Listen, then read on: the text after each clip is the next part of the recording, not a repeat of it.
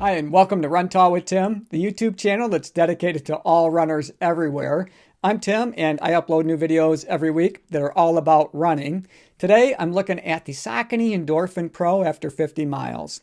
Now that I've hit that benchmark, it's a good opportunity for us to take a look back at the shoe. We'll check out the durability, and we'll talk more about the performance.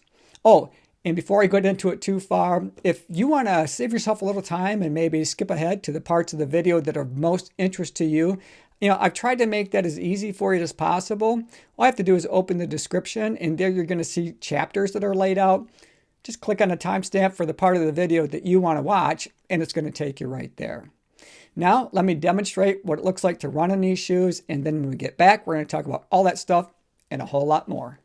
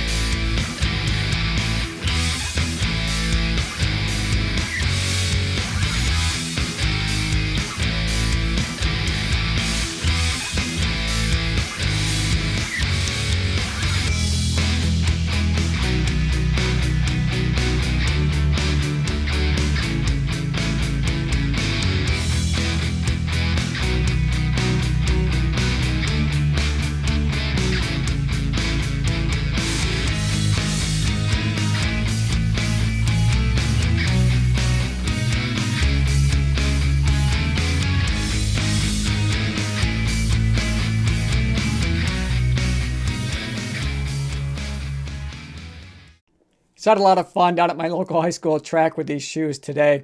I really enjoy running in them. I love the shoe. I just wish that it loved me back, and I'm going to talk more about that when I get to the performance.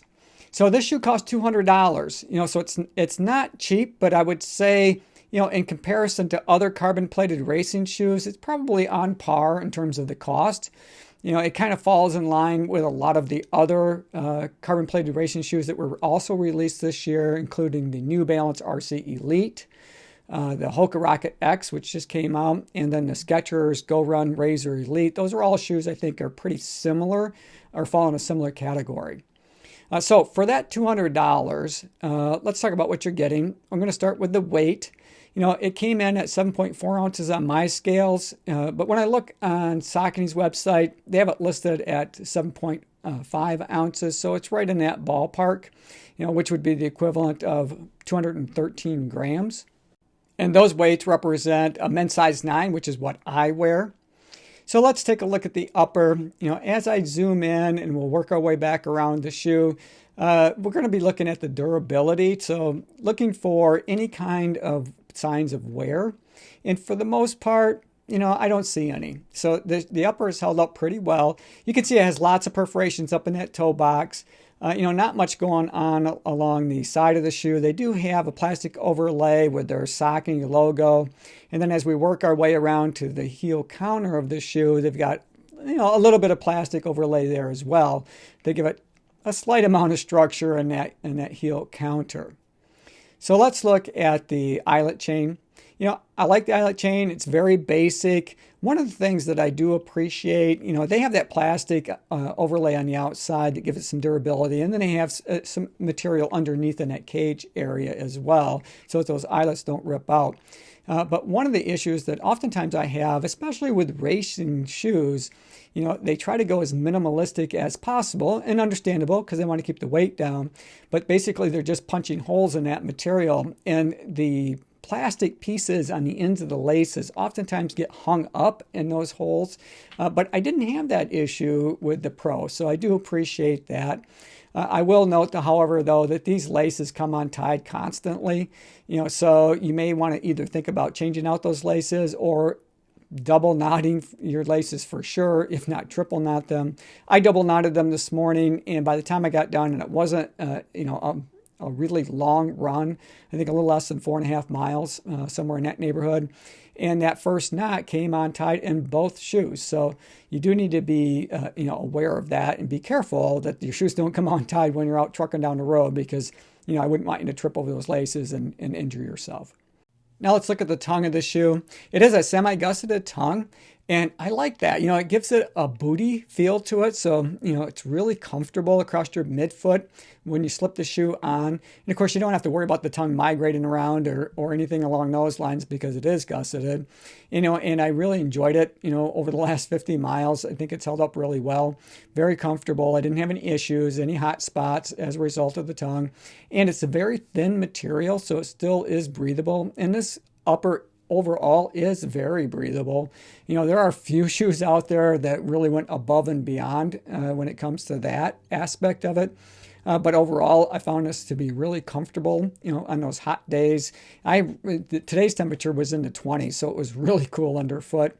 And that tongue didn't, sometimes a tongue, if they over pad it, can cause, your feet to get warmer than they really need to be. And that's not the case here. The only little extra material that they have is really at the top of the tongue where they've got that Saucony logo. But that's really it. Other than that, I'd say, they did a really nice job with the design of the tongue on the shoe. So now let's look at the padding around the heel collar and the tab. Most of the padding in this area really falls in the tab of the shoe, and they've got a slight Achilles heel flare to it. Very slight, nothing like what, that's so pronounced on the Nike versions of their shoes. But still, it's very comfortable, on your Achilles tendon. They've got enough padding on the collar of the shoe to make your run feel comfortable. They didn't overdo it, but, after all, it is a racing shoe and they're trying to keep the weight down. Now let's look at the heel counter of the shoe. And, they don't have a lot of structure here, just as you would expect. And, from day one, I've always felt like that heel feels a little bit loose back there, or airy, I guess, as a lack of a better description. But you do have a nice pocket in that midsole material that your heel sets in. So, you still feel like you're secure enough. It's just that heel area always feels a little bit loose to me. Nothing that would ever prevent me from purchasing the shoe again, but it's just something that, if you like to feel that material around your heel, or you like to have a nice firm heel counter, that's not what you're going to get with this shoe. The other thing that I want to know or look at is the stitching. This is the time when I start to look at durability, and you can see on the heel of a counter area of the one shoe, that stitching looks like it's coming loose. And you think for $200 that the quality of that stitching would be a little better than it is, and I felt like this was a bit subpar for what we're paying for these shoes. So with the stitching coming loose on the counter of the shoe, I really wanted to look at the inside stitching to see what that looked like. And fortunately, where they stitched the upper to that midsole is doing just fine. Now let's look at the midsole on the shoe. And they have 33.5 millimeter stack height in the heel and a 25.5 millimeter in the forefoot for an 8 millimeter offset from that heel to the toe of their PWRRUN PB based foam. Now this foam is really springy. I guess a better description for me is bouncy. When you first put the shoes on, even just walking across my kitchen floor, before I head out for a run, I can feel that bit of a bounce in the shoe. And as we look closely at that midsole, you'll see that the top portion is black and the bottom portion is teal. The carbon fiber plate that has that Speedroll technology built into it runs right between those two colors. So you can see the placement of the plate in the shoe pretty easily. And you'll see that it's closer to your heel in the back, and then in the forefront of the shoe, it's closer to the ground. Now, if you're, if you can get up on your midfoot to forefoot, I think the shoe feels pretty darn terrific to run in, and it's very quick. It's not the lightest racing shoe that's out there on the market, but it's light enough, and it is fast. I give them credit for that. It's one of the fastest shoes that I've run in so far this year. Where it falls short for me is in the stability in the heel. And by that, I'm talking about pronation, or in my case, overpronation. And as we look at some of that run footage, and we'll look at, from the front angle, you can just see how my heels really roll in, and they roll in quickly. Almost jarring, in some cases.